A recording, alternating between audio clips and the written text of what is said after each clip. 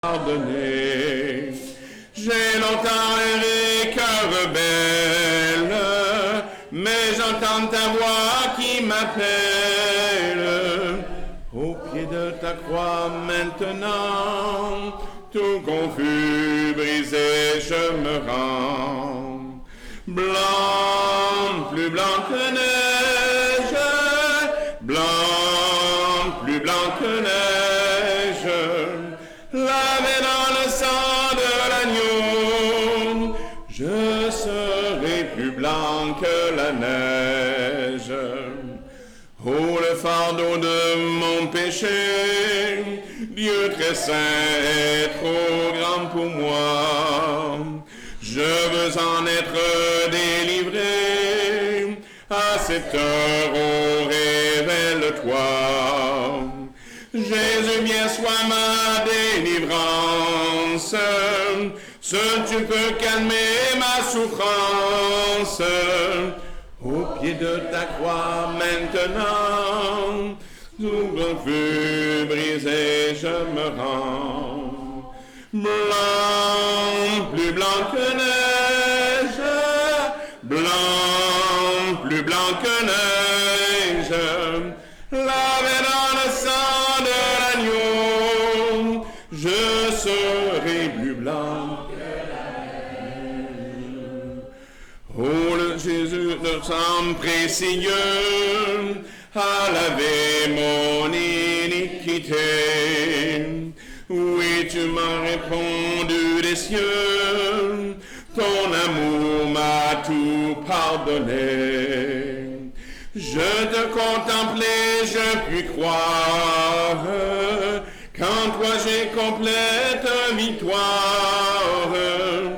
Au pied de ta croix maintenant, je me relève triomphant. Blanc, plus blanc que neige, blanc, plus blanc que neige, lavé dans le sang de l'agneau, mon cœur est plus blanc que la neige. Voilà. C'est Jean.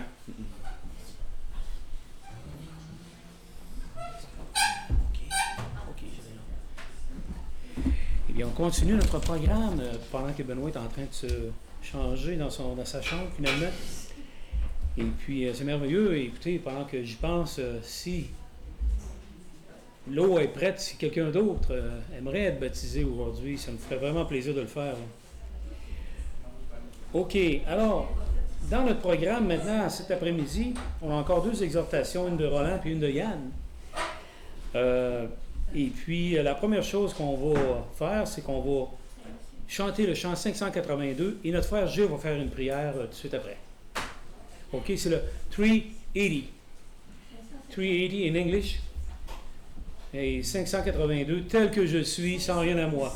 Ce cantique, il est merveilleux pour nous dire une chose. Dieu nous prend tel que nous sommes, exactement à l'endroit que nous sommes. À chaque fois qu'on se relève, à chaque fois qu'on devient chrétien. 582, 380 in English.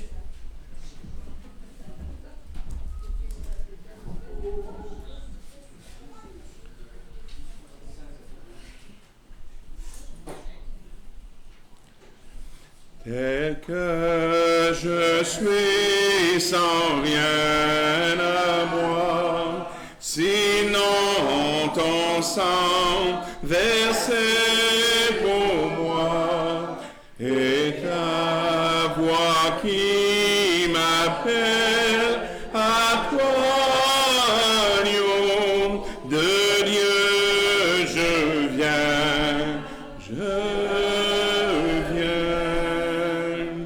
tel que je suis bien vacillant, en proie au doute à chaque instant, luttons dehors, craintons dedans, agneau de Dieu, je viens, je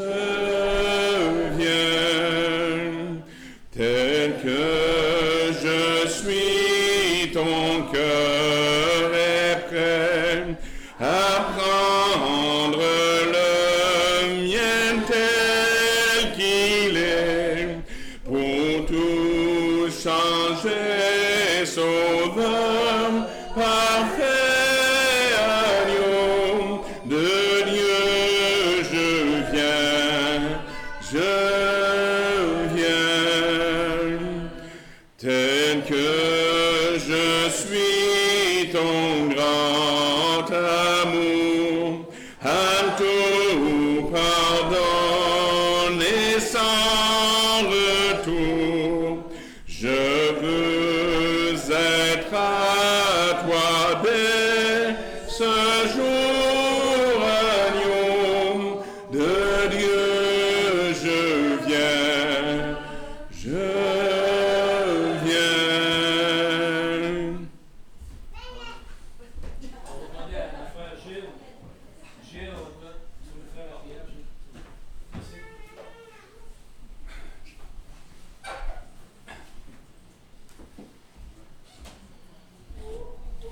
Prions ensemble.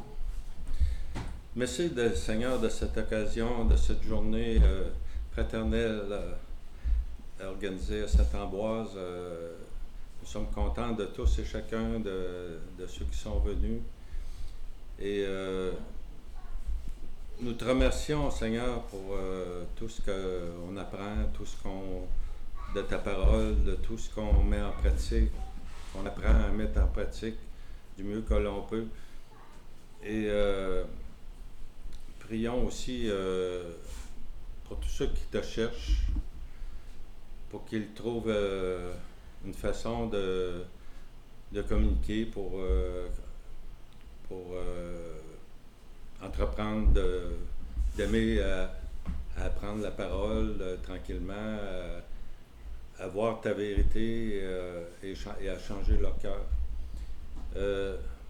Nous demandons pardon pour nos fautes et nous pardonnons aussi à ceux qui nous ont offensés. Essayons de vivre dans l'amour que tu nous enseignes.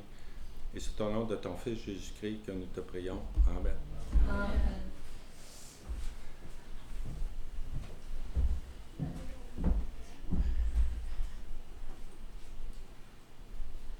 Je vais prendre une photo. On va vous les envoyer, les photos en plus. On voit Benoît, là, le nouveau-né, là, qui vient de faire son entrée.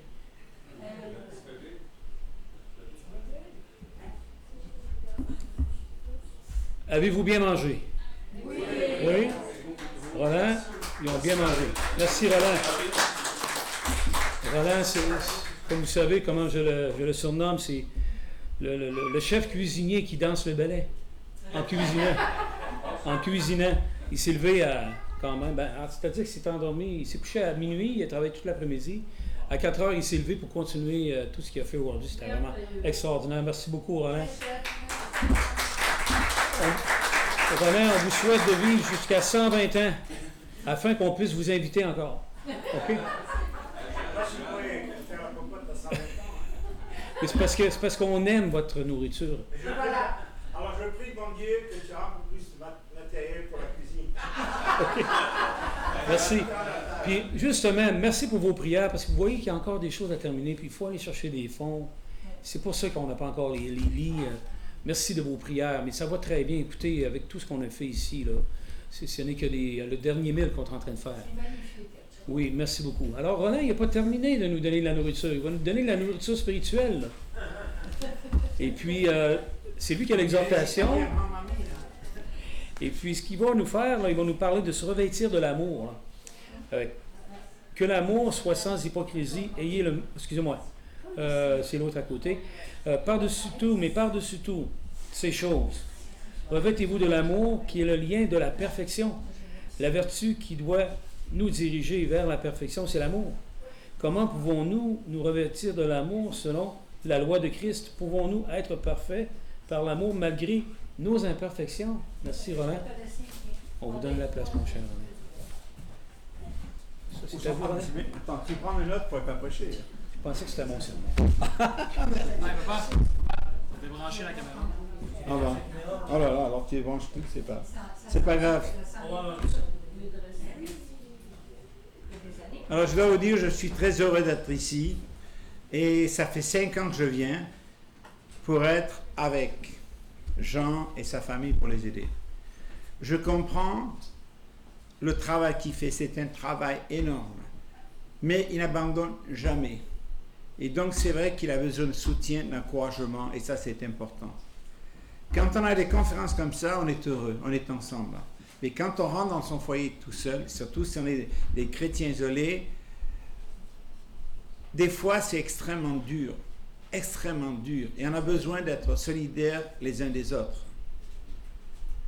L'Église, c'est un corps de personnes, de tout milieu, de tout âge. Et donc, c'est important qu'on sache qu'on a besoin des uns des autres. Je tiens à remercier David qui m'a aidé énormément. Il est resté avec moi jusqu'à minuit. J'ai été fatigué. Moi, je suis resté jusqu'à 1h, puis je me suis levé à 4h20 pour qu'on soit tout prêt. Mais je remercie aussi que Larry Steiner et son épouse sont venus. Larry Steiner est venu l'année dernière, je l'ai motivé. Il me dit, mais je ne parle pas français, hein. C'est pas grave, j'ai besoin de toi. Alors, bon, c'était un peu égoïste parce que j'ai dit, oh là là, je vais me taper 14 heures de route tout seul, c'est un peu long. Mais j'aurais pu le faire. Mais bon, il est venu avec moi, on a partagé la route, on a partagé les frais. Et j'ai dit, ça serait bien si ta femme venait. Et puis j'ai encouragé sœur Françoise Best qui est là parmi nous. C'est la doyenne de l'église à Paris. Et ce qui est formidable, elle vient d'une famille, c'est sa famille, son père et sa mère, qui ont aidé à commencer l'église à Paris dans les années 56-57. Donc on est bénis d'avoir. Alors l'année prochaine, certainement, on viendra 6 ou 7 de Paris. Mais c'est vrai, j'aime venir ici. C'est pas comme si j'étais dans une conférence normale. Conférence normale, bon, il y a une atmosphère qui est différente. Ici, c'est une atmosphère de famille. Et c'est ce que j'aime retrouver. L'Église, c'est une famille. Et sachez-le. Alors, il y a certaines personnes, peut-être, qui ont dit, mais qu'est-ce que c'est que cette Église, l'Église de Christ? Qu'est-ce que c'est l'histoire du baptême? Bon, tant qu'on ne prend pas le temps,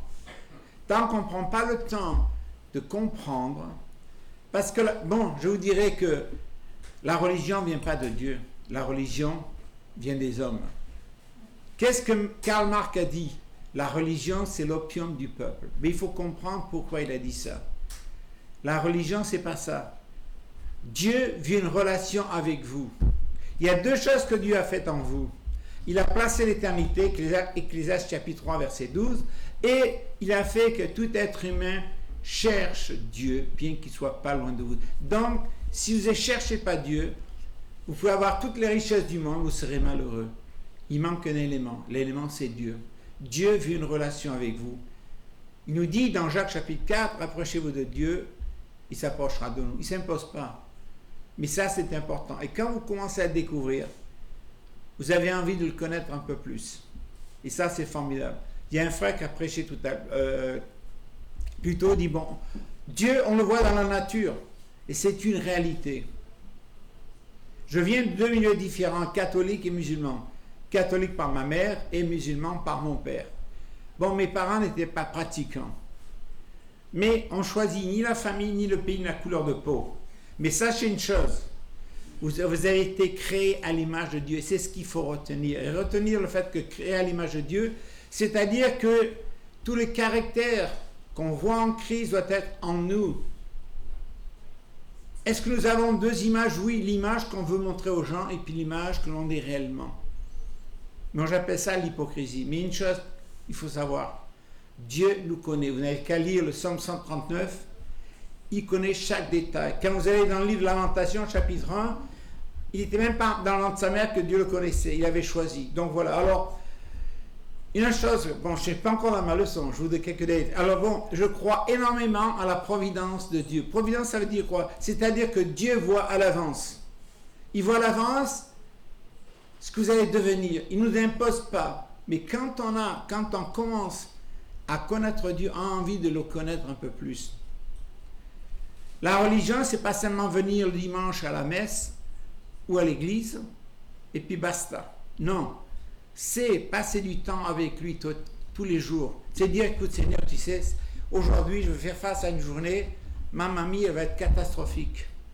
Et des fois, il y a les journées. Mais quand je sais que Dieu est avec moi, je peux faire face à n'importe quel problème. Il y a très longtemps de ça, il y a quelqu'un qui est présent ici. Je ne vais pas citer le nom, mais il comprendra quand je dirai l'expression. Il me dit, ben, alors on était à une conférence, je ne me rappelle plus où c'était, si c'était à Genève, en France, quelque part. Ah, ben, vous savez, le ministère de Roland, c'est le ministère de l'amour. Bon, quelque peu surpris, mais j'ai dit, en fait, c'est vrai. Notre ministère à nous, c'est de manifester l'amour aux gens. Parce qu'on a l'amour de Christ en nous. Et l'amour de Christ en nous va venir parce que des gens ont pris le temps de vous manifester cet amour. Souvent, on allait dire, ah ben celui-là, ouais, avec son église du Christ, il veut faire rentrer dans son église, l'histoire du baptême et tout ça, non, pas question, j'ai été baptisé. Alors moi, j'ai été baptisé 3 fois, vous voyez, comme ça, j'ai passé, bon, c'est la réalité. Mais jusqu'au jour où j'ai compris que quelqu'un a pris le temps de m'expliquer cette parole, j'ai dit, parce que j'avais du respect pour la parole de Dieu. Aujourd'hui, il y a beaucoup de gens qui n'ont pas de respect pour la parole de Dieu. Et pour moi, j'ai dit, c'est Dieu qui nous parle. Donc, prenons le temps de méditer, prenons le temps d'apprendre, de connaître Dieu. On peut le connaître. Après, on peut appeler Jésus mon frère. Et c'est formidable qu'on peut appeler Jésus, il est mon frère. Et ça, c'est formidable. Alors bon, aujourd'hui, la leçon, c'est se revêtir de l'amour de Dieu. C'est Colossiens, non pas chapitre 3, Colossiens 3, mais verset 14. Alors, qu'est-ce qu'il nous dit? Mais par-dessus toutes ces choses, revêtez-vous de l'amour, qui est le lien de la perfection. Quand j'ai lu ça, je dis, ben, pas de perfection, tant que je n'ai pas ce lien de l'amour qui est en Christ. Alors, je dirais que s'il y a une chose qui est importante, qui nous unit les uns les autres, ce n'est pas simplement, écoutez bien ce que je veux dire, peut-être je vais vous révolter quelques-uns parmi vous, ce n'est pas simplement la doctrine du Christ, bien que celle-ci est très importante. Aujourd'hui, malheureusement, beaucoup de chrétiens dénigrent la doctrine de Christ. C'est pas nouveau, l'apôtre Paul en parle dans l'épître de Galates. Il y en a qui me disent, bon, ils vont prêcher notre évangile, bien qu'il n'y ait pas notre évangile. Alors, vous allez entendre des gens, ils sont très bons orateurs, tout ça, ils vont vous détourner la vérité. Alors, ce qui nous unit en plus, ce n'est pas le fait que je porte le nom d'Église du Christ, comme il est dit dans Romains 16, mais c'est le sang précieux de Jésus-Christ. C'est ce sang-là qui nous lave de nos péchés, qui nous purifie, et qu'on devient enfant de Dieu. Et ça, c'est vraiment formidable. Alors, une chose qui est importante aussi, comme le dit le passage qui m'a été attribué, l'amour de Dieu, c'est le lien, la perfection. Il ne peut pas y avoir de lien de perfection les uns avec les autres si on n'a pas vraiment revêti cet amour. Il ne vient pas comme ça. Ça ne vient pas comme ça. Ce n'est pas automatique. Hein. Ça ne vient pas du tout comme ça. Alors, mais je dirais en plus ça que l'amour de Dieu, c'est le ciment de tous les chrétiens, mais ainsi de celui du monde. Je ne sais pas si vous vous rappelez cette chanson qui est sortie en 1965.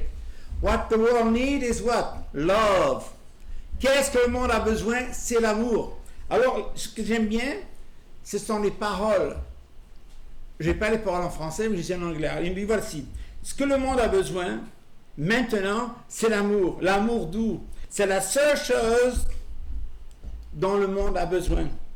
Mais pas seulement pour une personne, mais pour tout le monde. Où les gens vont trouver l'amour? Qu'est-ce qui nous mène le monde aujourd'hui? Réfléchissez un petit peu. Jésus le dit dans le Sermon à la montagne, 3 choses. L'argent, le sexe et le pouvoir. Je répète, l'argent, le sexe et le pouvoir. Des fois, c'est le sexe, l'argent et le pouvoir. Et c'est un peu ça. Mais l'amour de Dieu, ce n'est pas ça. C'est ce que le monde... Et des fois, on est à la recherche, à la poursuite de la prospérité, d'être reconnu. Le fait que je suis reconnu de Dieu, ça me suffit. Je n'ai pas à chercher la gloire des hommes. Et ça, c'est vraiment important. Alors, maintenant, revenons à l'église de Colosse. Quand je passe en Colosse, je pense à quelqu'un fort et tout ça. Mais bon, il est vrai que bien que l'église de Colosse avait bien démarré, mais au fil du temps, les problèmes ont commencé à faire surface et à causer des dissensions au sein de celle-ci. Rappelez-vous ce que Paul dit dans le chapitre 17. Il fait venir les anciens d'Éphèse, il dit attention, veillez sur vous-même et sur le troupeau, parce qu'il s'élèvera parmi vous des gens pernicieux qui vont diviser l'Église. Et quand vous subissez une division de l'Église, c'est catastrophique. Parce que les gens vont suivre les hommes, ils ne vont plus suivre Christ. Alors quand vous êtes l'évangéliste, que vous perdez certaines personnes dans l'église, ça fait mal. Parce que vous passez du temps, des années. Il y a un frère que j'ai pris sa place il y a quelques temps de ça. Ça fait 20 ans qu'il travaille dans la même ville. Il se retrouve, lorsque ma femme est allée là-bas pour le prendre sa place parce qu'il faisait un voyage, nous étions 6. Auparavant, ils étaient plus de 30. Je souffrais pour lui, j'avais la peine terrible pour lui. Je priais, je dis, oh Seigneur, parce qu'il était vraiment découragé. Vous ne savez pas ce que c'est qu'être découragé, surtout quand vous êtes évangéliste. On s'attend que vous êtes tout le temps. Vous êtes tout le temps en route, en marche, en marche, en marche. On ne prend pas le temps. Mais attends, est-ce que je peux t'aider? Est-ce que je peux faire quelque chose pour toi? Et quand quelqu'un vous tend la main, vous aide, c'est vraiment formidable. C'est une force. Parce que nous avons une force à chacun de nous. Pour élever, pour édifier l'Église. Arrêtez de dire, mais attends, l'évangéliste, il est payé pour ça. Non, l'évangéliste, il est payé pour quoi? Pour vous enseigner et pour évangéliser. Amener des âmes au Seigneur. Alors, qu'est-ce qui se passe avec l'église de Colosse? Avec l'église de Colosse, elle avait bien commencé. Elle avait une faiblesse. C'est qu'elle n'avait jamais été commencée par un apôtre. C'était quelqu'un qui était bien, Paphas qui était là, qui commençait. Mais il n'avait pas les fondements nécessaires pour grandir spirituellement. Alors, toutes les églises, que ce soit à l'époque de Jésus, que ce soit à l'époque du Nouveau Testament, elles ont toutes eu des problèmes. Pensez aux 7 églises d'Asie. Où elles sont aujourd'hui? Il n'y en a plus. L'église de Colosse était confrontée à plusieurs problèmes, notamment des fausses doctrines et des pratiques erronées qui menaçaient leur foi.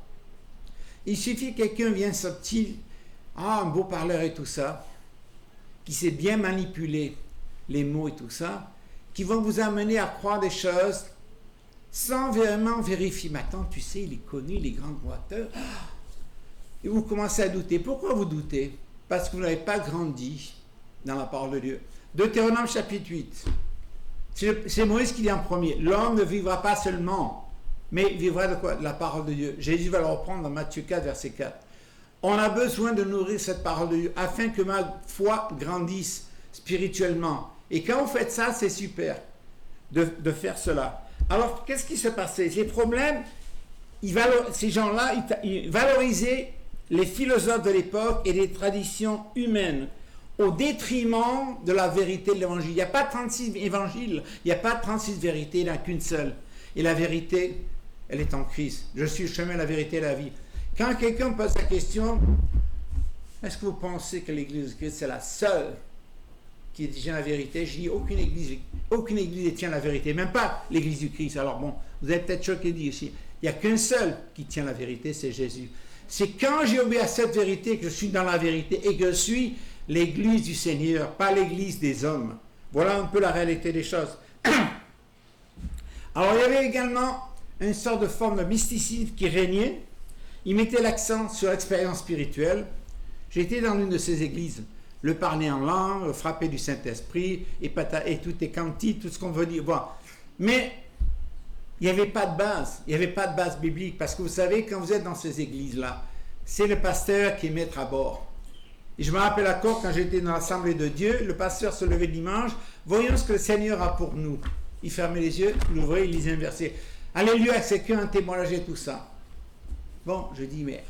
Alors tout le monde chantait, applaudissait, criait, sautait des joies, dansait. J'ai même vu des gens qui étaient frappés du Saint-Esprit. Mais alors on suit ces choses-là parce que c'est animé, il y a beaucoup d'activités, tout cela, mais on reste ignorant de la parole de Dieu. Et c'est le pasteur qui est maître à bord. Et quand vous voulez contredire le pasteur, ma mamie a fait attention, vous aurez de quoi faire les pasteurs. Et moi c'était mon cœur. Je n'avais pas peur de dire au pasteur que je le pensais, parce que ce que je pensais ne venait pas de mes idées à moi, mais venait de la parole de Dieu. Je tâtonnais petit à petit, je le montrais. Quand j'ai vu qu'il ne voulait rien entendre, j'ai quitté pour la vérité.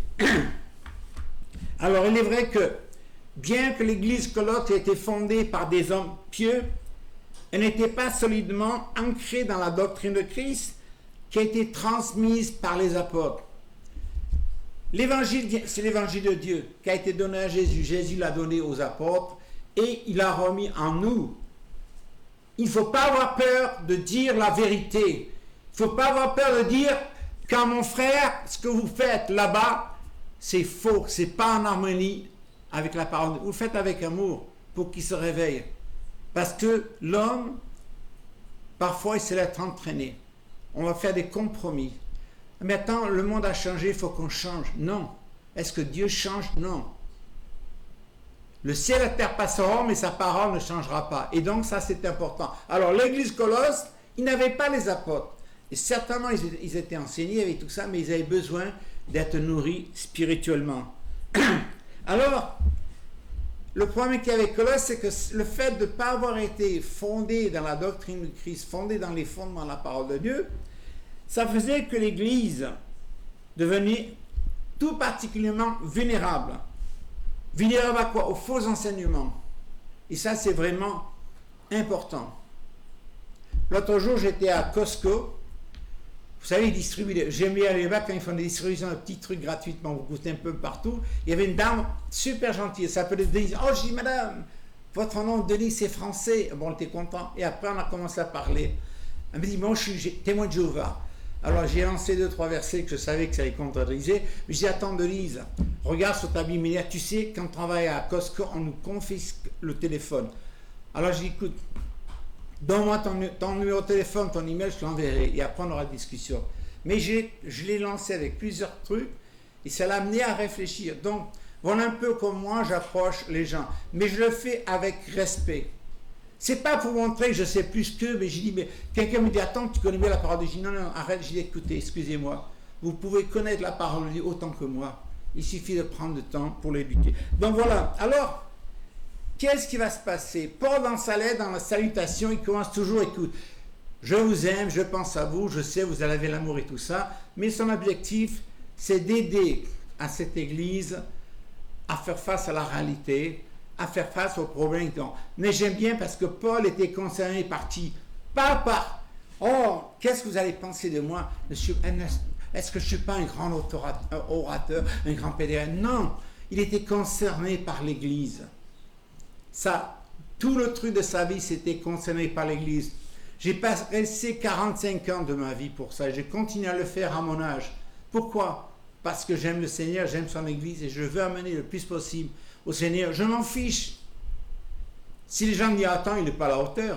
Je me rappelle, il y avait une infirmière qui travaillait avec ma fille à l'hôpital, elle était algérienne.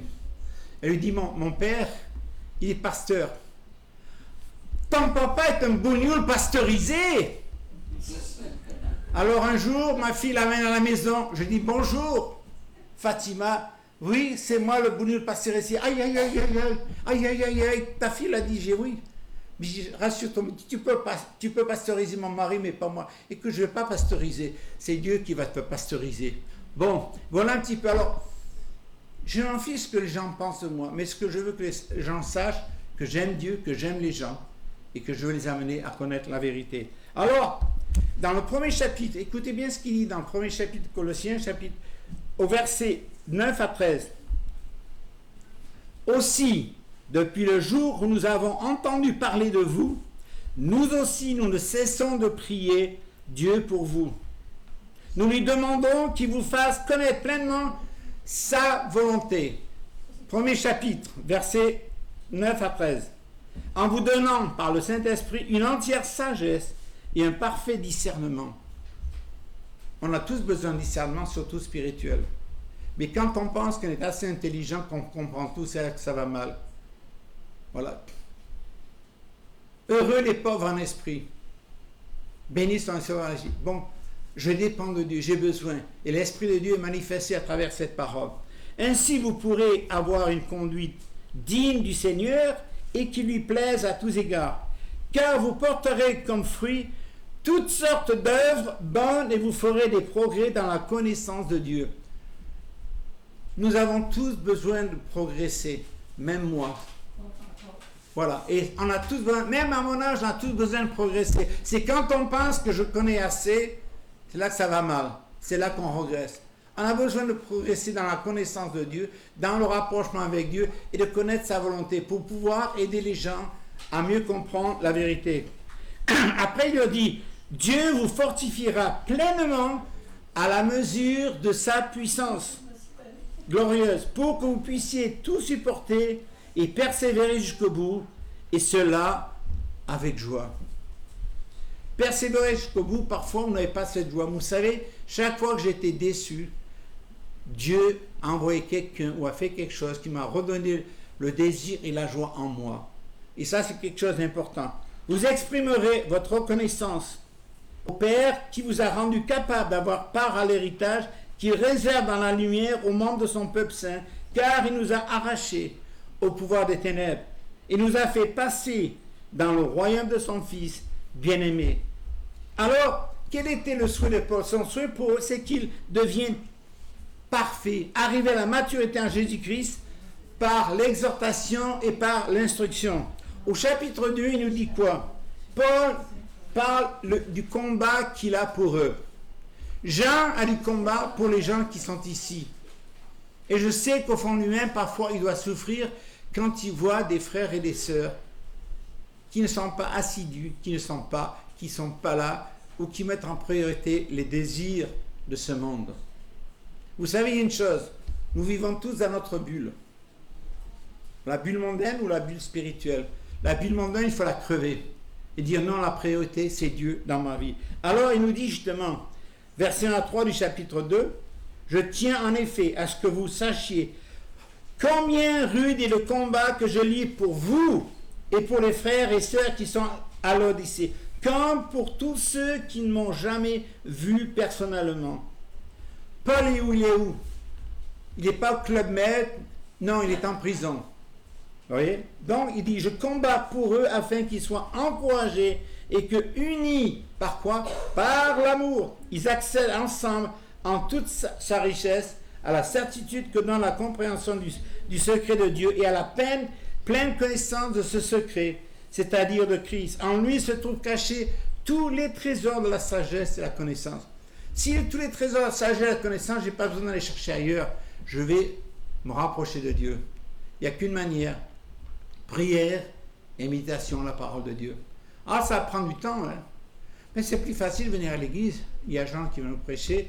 Bon, c'est vrai, des fois, il y a des messages qui me passent au-dessus de la tête, je ne comprends pas. Si les messages passent au-dessus de la tête, c'est parce que vous n'avez pas encore pris le temps de savourer la valeur de ces paroles de Dieu. Alors après, il va nous dire au chapitre 2, voici les gars, les problèmes qui vous guettent. Regardez ce qu'il dit. Versets 8, 18, 20 et 23. Il dit d'abord, prenez garde, écoutez bien, prenez garde que personne par son goût d'une fausse humilité et du culte des anges ne vous prive de la victoire. Plongé dans ses visions, un tel homme est sans raison enflé d'orgueil sous l'effet de ses pensées toutes humaines et ne s'attache pas à celui qui est à la tête en parlant de Christ. C'est pourtant d'elle que tout le corps, bien nourri, solidement assemblé par ses articulations et les liens, tire la croissance que Dieu donne. C'est une réalité. Après, verset 20-23, il dit, vous êtes morts avec Christ à tous ces principes élémentaires qui régissent la vie des gens de ceux du monde. Qui est-ce qui régit votre vie? Les pensées du monde, les actions du monde, ou si celui qui régit votre vie, c'est Dieu et sa parole? Alors on a besoin de faire quelques changements dans notre vie. Ah, c'est pas facile de changer nos habitudes que l'on a. Souvent j'ai entendu, mais Dieu comprendra. C'est pas à Dieu de comprendre, c'est à nous que Dieu, on doit comprendre Dieu et ce qu'il demande de nous. Tout à l'heure on a mentionné Jean chapitre 3 verset 16. Il a donné un meilleur de son fils. Alors est-ce que vous ne pensez pas qu'il mérite un peu plus que seulement de temps en temps, quand j'ai l'occasion, quand j'y pense? Non. Après il dit, vous êtes morts avec Christ à tous ces principes élémentaires qui régissent la vie des gens dans ce monde. Pourquoi alors, comme si votre vie appartenait encore à ce monde, et je crois qu'il faut se poser la question, est-ce que j'appartiens encore à ce monde ou j'appartiens plus à ce monde? On ne peut pas avoir un pied dans le royaume de Dieu et un pied dans le monde. Ça ne marche pas. Surtout pour vous.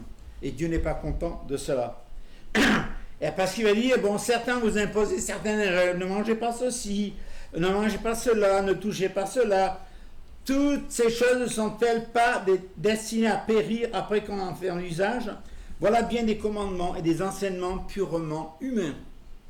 Et quand on tombe dans le piège des enseignements purement humains, on est triste, on est mal dans sa peau. On va se poser la question, est-ce que je fais bien cela ou je ne fais pas bien cela? Certes, les prescriptions de ce genre paraissent empreintes de grande sagesse. Écoutez bien, il dit bien ceci, il dit bien, certes, ces choses, elles paraissent empreintes d'une grande sagesse, car elles demandent une dévotion rigoureuse. J'aime bien faire un tel machin. Je donne tout mon dévouement à lui. Ce qu'il va me dire, ce qu'il va m'enseigner, c'est comme si Dieu me parlait. Attention à cette attitude-là. Voilà, et ça c'est important. Parce que sinon on se laisse piéger. On se laisse emporter par ces personnes-là. Et ces gens-là, ils vont cultiver cette idée-là. Je monte en grade dans ce monde-là, parce que les gens m'écoutent, ils pensent que je suis, voilà. Bon. Plus religieux que le bon Dieu, il n'y a personne qui est plus religieux que le bon Dieu. J'ai connu quelqu'un, un Égyptien, me dit, moi je suis plus fort que le bon Dieu. J'ai dit, attention, un jour tu vas voir ce qui va t'arriver. Et ce qui lui est arrivé, est arrivé. Mais enfin, bref, voilà. Alors, après, il dit ça. Certes, les prescriptions de ce genre paraissent empreintes de grande sagesse, car elles demandent une dévotion rigoureuse, des gestes d'humiliation et l'assujettissement du corps à une sévère discipline. En fait, elles n'ont aucune valeur, sinon pour satisfaire des aspirations toutes humaines. Est-ce que j'essaie de faire les choses pour satisfaire quelqu'un que j'aime bien? Vous savez, celui qui m'a baptisé, je l'admirais. Et j'ai dit, je vais être comme lui. Alors j'ai commencé à faire ses gestes comme il était, essayer de prêcher comme il prêchait. Bon, je n'avais pas sa voix de l'Alabama, de l'Amérique du Sud, mais bon, l'Amérique du Sud des États-Unis. Et un jour, il m'a dit, Roland, arrête. Il m'a dit, qu'est-ce que j'ai fait, Samy? Il m'a dit, arrête ton cinéma. J'ai dit, Joël, ce que c'est de faire? Écoute, est-ce que c'est moi qui montais sur la croix? J'ai dit, non. Bon, alors écoute, imite Christ, mais pas moi. Moi, je suis simplement un serviteur. Je ne suis pas tombé de haut, mais je l'ai apprécié. Il aurait pu dire, mais c'est bien, Roland, continue. Suis mon exemple. Non, il n'est pas type de personne. C'est pour ça qu'il a mené beaucoup de personnes à Christ. La première année quand il venait en Pennsylvanie, il a mené 52 personnes à Christ. Sa passion, c'était ça. Vraiment, c'est quelqu'un que j'ai admiré, qui m'a encouragé énormément. Mais il n'est pas centré sur lui-même, il a mis l'amour des gens. Et c'est ce qui m'a poussé à quitter la boulangerie-pâtisserie que j'avais, qui marchait très bien, pour devenir évangéliste. Bien que, j'ai dit maintenant, j'ai dit, Samy, je n'ai pas les qualifications. Je suis allé à l'école à 9 ans, je suis comme pas boulanger, mais tu sais, Dieu peut changer les choses. Et Dieu peut changer les choses dans votre vie quand vous y mettez votre cœur. Ne vous laissez pas pousser ou ne vous sentez pas coupable quand vous n'arrivez pas à faire certaines choses. Je peux vous dire, quand je suis allé à l'école biblique, moi qui ne connaissais pas l'anglais, j'ai appris l'anglais sur le tas, dans la rue. J'ai échoué mes 5 premiers cours. Je rentre à la maison, je dis, ok chérie, on rentre, on prend nos clics et nos claques, on repart en Pennsylvanie.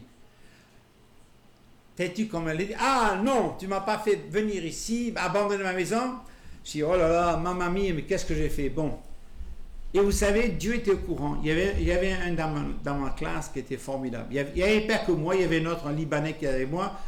Pour nous, c'était du charabia. Les cours en anglais, on ne connaissait pas. Donc, il nous a pris sous son aile et tous les soirs, on allait chez lui. Et petit à petit, j'ai remonté la pente et j'ai pu réussir à finir l'école. Mais Dieu, il connaît votre cœur, il sait vos besoins. Il va faire des choses dans son temps pour vous aider à surmonter les obstacles de la vie. Jésus a dit, j'ai vaincu le monde. S'il a vaincu le monde, vous pouvez le vaincre le monde. Et ça, c'est vraiment important. Alors, c'est vrai. Mais quelle était la faiblesse de Colosse? Il nous le dit dans le chapitre 3, versets 5 à 11. Écoutez bien ce qu'il dit. Chapitre 3, verset 1. Faites donc mourir les membres qui sont sur la terre après l'impudicité, l'impureté, les passions, les mauvais désirs, la cupidité, qui est une idolâtrie. Et c'est à cause de ces choses que la colère de Dieu vient sur les fils de la rébellion, parmi lesquels vous marchiez autrefois, lorsque vous viviez dans ces péchés. Mais maintenant, Paul les encourage, il les supplie, renoncez à toutes ces choses, à la colère, à l'animosité, à la méchanceté, à la calomnie, aux paroles déshonnêtes qui pourraient sortir de votre bouche. Ne mentez pas les uns aux autres. Vous étant dépouillés du vieil homme et de ses œuvres, ayant revêtu l'homme nouveau qui se renouvelle dans la connaissance, selon l'image de celui qui l'a créé. Il n'y a ici ni grec, ni juif, ni circoncis, ni barbare, ni saint, ni esclave, ni libre, ni Christ. On est tous un Jésus-Christ. Je pourrais ajouter, ni noir, ni Jean, ni arabe, ni machin. Non, on est tous un en Jésus-Christ. Est-ce que j'ai cette même compréhension quand je vois un frère qui n'est pas d'ici, de couleur peau différente? Il y a une dame dans le quartier à Paris, chaque fois que j'allais en Afrique, me dit « Oh, Roland, t'es revenu d'Afrique? Mais, t'es noir. » J'ai dit, oui, je suis presque. J'ai dit, oui, c'est presque noir comme un Africain. J'ai dit, Michel, tu sais quoi? C'est mes racines qui remontent à la surface. Elle disait rien. Mais elle m'aimait beaucoup parce que je la connaissais, je l'ai aidée, vous voyez. Mais c'est ça. Je remercie le bon Dieu. Je suis dans une famille, on était mélangés. Ce que j'ai appris de mon père, c'est qu'il faisait accueil à tout le monde. Peu importe la couleur de peau. Et ça, c'est important. Alors, il est vrai que parfois on dit, mais qu'est-ce qui vient? Qu'est-ce que ces petits gens-là peuvent pas rester dans leur bled, dans leur pays? Les Arabes, les Africains, tout ça. Mais moi, je dis non, c'est une opportunité pour leur montrer l'amour de Christ, leur tendre la main. Vous ne connaissez pas leur histoire, vous ne connaissez pas ce qu'ils ont dû subir pour fuir leur pays, pour survenir à leurs besoins de la famille. Allez quelque temps en Afrique. Moi, je l'ai fait plusieurs fois, vous verrez la condition de ces gens-là. Et après, vous comprendrez. Ils sont différents. On est tous différents des autres. On est différents du monde. On est censé être différents du monde. Mais tendez la main vers eux, aidez-les. Soyez honnêtes et sincères et vous verrez le fruit qu'il va y avoir. Et finalement, ils vont vous apprécier. Ça, c'est vraiment quelque chose d'important. Alors, quels sont les conseils de Paul aux Colossiens? Chapitre 3, versets 12 à 14. Ainsi donc, comme des élus de Dieu, saints et bien-aimés, revêtez-vous d'entrailles et de miséricorde, de bonté, d'humilité, de douceur, de patience. Et après, il va dire, supportez-vous les uns les autres. Souvent, j'ai du mal à supporter mon épouse. Et elle a du mal à me supporter avec moi. Bien que nous soyons mariés que depuis 56 ans. Bon, voilà. Alors, et si quelqu'un a un sujet de se plaindre l'un de l'autre, pardonnez-vous réciproquement. De même que Christ vous a pardonné. Pardonnez-vous aussi, mais par-dessus toutes ces choses, revêtez-vous de l'amour, qui est le lien de la perfection. Revêtez. Après, d'autres traductions, il dit, mettre la ceinture de l'amour. Ça ne vient pas comme ça. Ça vient de Dieu.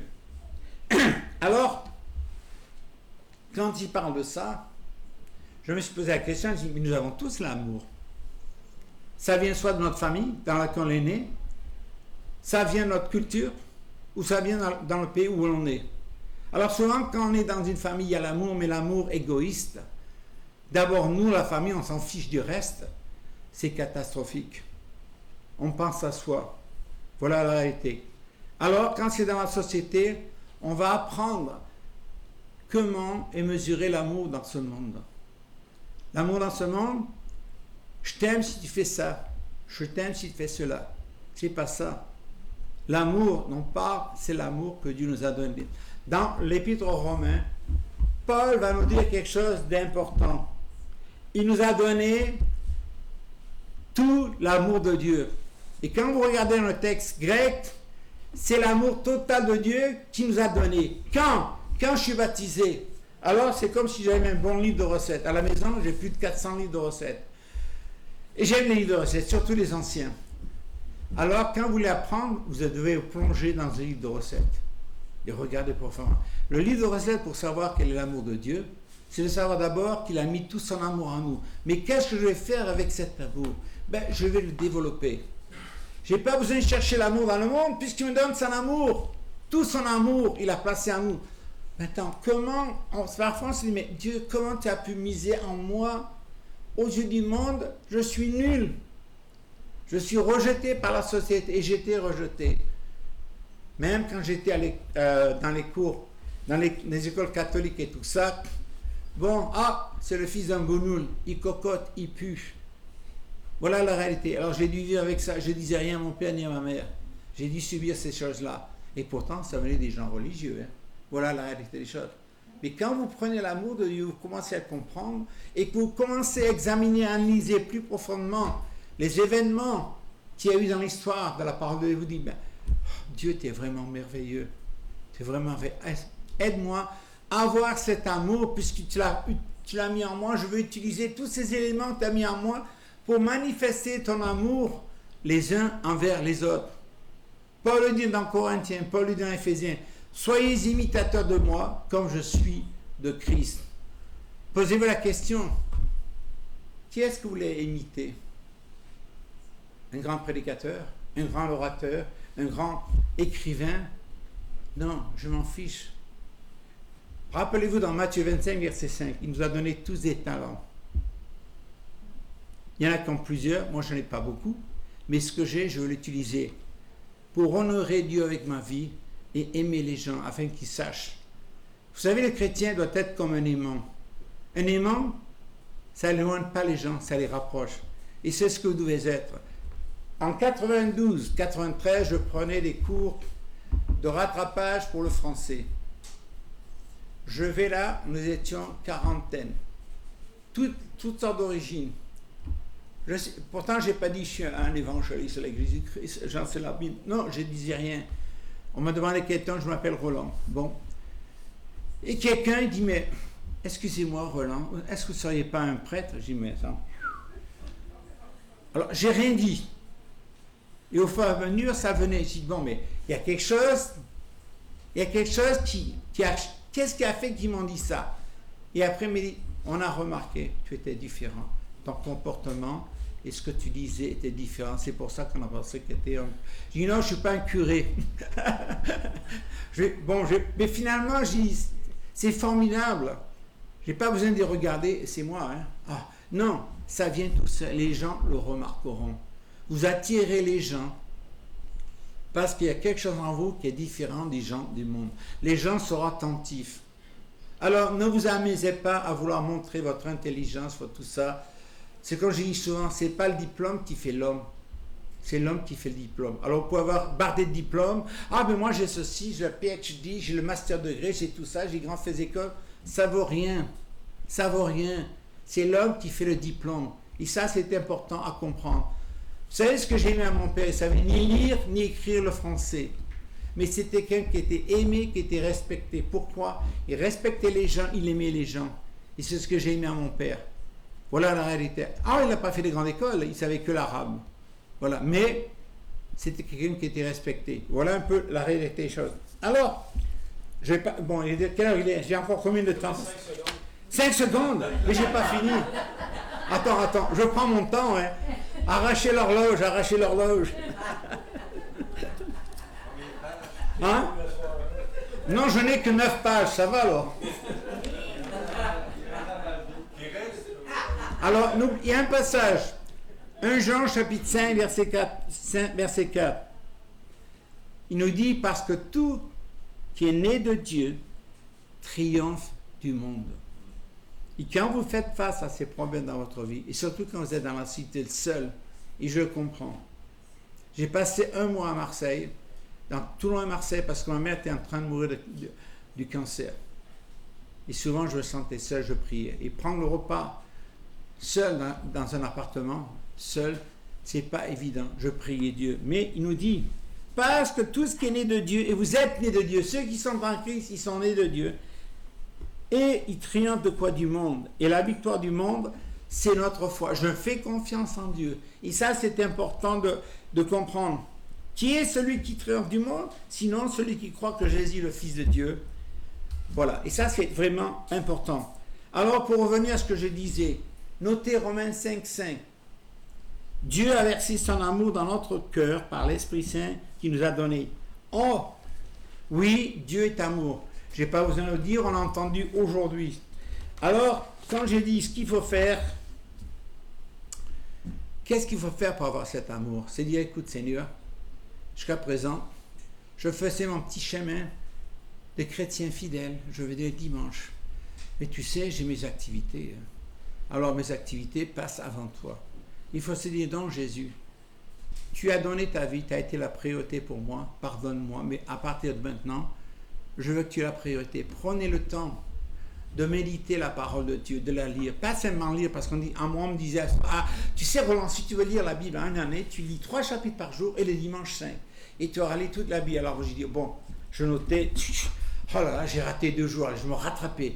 Et enfin j'ai dit, mais qu'est-ce que je comprenais? Rien du tout.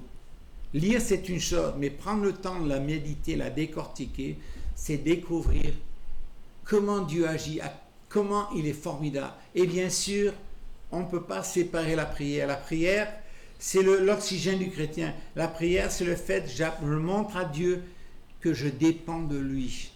Et chaque jour, je pense à lui. Chaque jour, il y a un cantique. Dès que je me réveille, je pense à toi, Seigneur. On le chante souvent, mais est-ce qu'on le met en pratique? Ça, c'est une paire de manches. Vous voyez? Donc, c'est ça. Alors, Paul, quand il dit dans Colossiens chapitre 3, verset 14, qu'est-ce qu'il fait? Il utilise une image d'un vêtement pour illustrer quoi? La relation étroite entre l'amour et la vie chrétienne. Tout comme un vêtement qu'on leur met, couvre et protège, l'amour de Dieu nous enveloppe et nous protège. Et caractérise quoi? La conduite des chrétiens. Et les gens le verront. Je n'ai pas besoin de mettre une étiquette, je suis chrétien. Non, les gens verront par notre comportement qu'on sera différents les uns des autres. Ça m'est arrivé souvent, j'ai dit au Seigneur, si je n'étais pas chrétien, j'ai tranglé ce bonhomme. Bon, mais j'ai dit non, je suis chrétien, je ne peux pas faire ça. Mais c'est la réalité. Alors, il va nous dire que l'amour convient de la perfection. On a besoin d'abord de perfectionner notre amour les uns pour les autres au sein de l'Église, avant de sortir ailleurs, dans l'extérieur, le dire aux gens. Une histoire qui est vraie. Celui qui a commencé l'Église, l'école biblique, il était en Italie pendant 21 ans. Il y avait 3 familles, c'était juste après la guerre. Ils avaient 13 épingles à linge. Alors les 3 femmes ont décidé, toi tu fais la lessive tel jour, moi je fais la lessive tel jour, et tu pourras utiliser les 13 épingles à linge. Mais il y avait une sœur qui avait décidé de lever plus tôt. Elle les a pris. Donc, mais attends, chère sœur, c'était mon tour. Ça a fait un scandale. Et pourtant, c'était 3 missionnaires. Et le dimanche, est-ce que ça faisait? Il y a une famille qui était là, une famille là, et là, ils ne se parlaient pas du tout. Et ils prenaient le repas du Seigneur ensemble. Je dis, attends, mais il nous a dit, voilà, alors avant de partir, quand on a quitté l'école, il nous a donné un petit morceau de marbre sur lequel il y avait une épingle à linge. Il dit, souvenez-vous. Mais c'était quelque chose de formidable. Alors, pensez justement. Si l'amour est en vous, il faut le perfectionner. Perfectionner l'amour les uns pour les autres. Quand vous venez à l'église, vous savez, c'est facile de dire, ça va Jean, ça va. On s'assoit, on chante, on parle au Père Seigneur, après c'est pas ça. Oh là là, elle prêchait trop longtemps que moi, c'est les temps dans la maison. S'il continue comme ça, je ne reviendrai pas. Je préfère les sermons qui durent 15 minutes. Nous avions un frère à Dijon, son serment le plus court était 45 minutes jusqu'à 1h30. Je me rappelle une fois, sa femme était là. Elle se dit, ah non, ça va pas, Serge, j'ai la marre, ça fait 1h30 que tu prêches. Tout le monde a éclaté de rire, il dit, alors, femme, tais-toi. On a tous éclaté de rire. Dit, alors, si on ne peut pas prêcher, ben voilà. Mais bon, j'aimais ce frère. Mais une dernière chose, je vais vous dire, d'où vient l'amour qui est en vous? D'où vient l'amour qui est en vous? Est-ce que c'est un amour égoïste ou est-ce que c'est l'amour que Dieu a manifesté pour vous? Si j'ai cet amour, je vais grandir. Mais quand je vois un frère souffrir, je ne peux pas dire, c'est facile et je prierai pour toi. Non. Ils ont besoin de prendre le temps, d'aller les voir, dire, écoute, ma chère sœur, vous savez, le visage exprime tous les sentiments que l'on a. Je vois qu'il va. Non, écoute, ça va. Je dis, écoute, ne me raconte pas des salades. Je vois que ça ne va pas.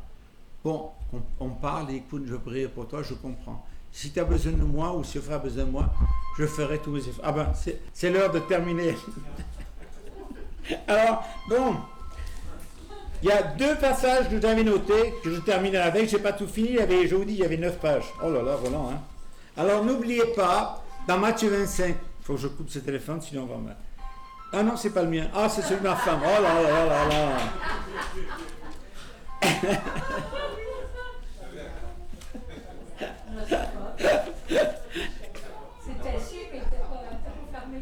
Il y a une chose qui est importante. Posez-vous la question. Quand est-ce que c'est la dernière fois que vous êtes venu à Jésus? Quand est-ce que c'est la dernière fois que vous êtes venu à Jésus? Vous savez, Jésus, qu'est-ce qu'il dit dans l'évangile de Matthieu? Venez à moi, vous qui êtes fatigués, chargés, je vous donnerai du repos. Apprenez de moi. Alors, nous venons avoir un nouveau frère en Christ. Nous venons d'avoir un nouveau frère en Christ. Et justement, il vient Jésus. Mes frères, tu viens de commencer une nouvelle vie, un nouveau départ. N'oublions pas ce que Paul nous dit, nous sommes des ambassadeurs. Je dis, on est des ambassadeurs. Quel est notre rôle d'annoncer la bonne nouvelle?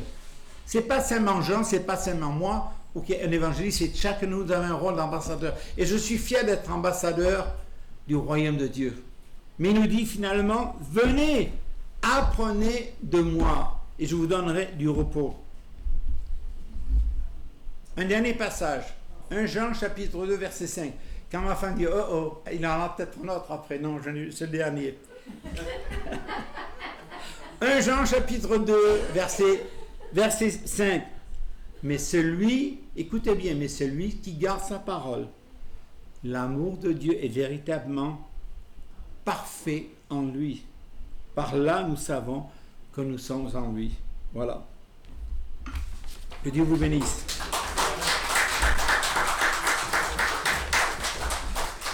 Excuse-moi d'avoir été so long. D'avoir so long pendant enlevé maintenant. C'est $100 la minute. Ben c'est bien, alors. J'en prendrai autant que tu peux m'enlever. Et puis, écoutez, on est à la fin de notre programme. Merci beaucoup, Roland. Merci beaucoup, Roland. Beaucoup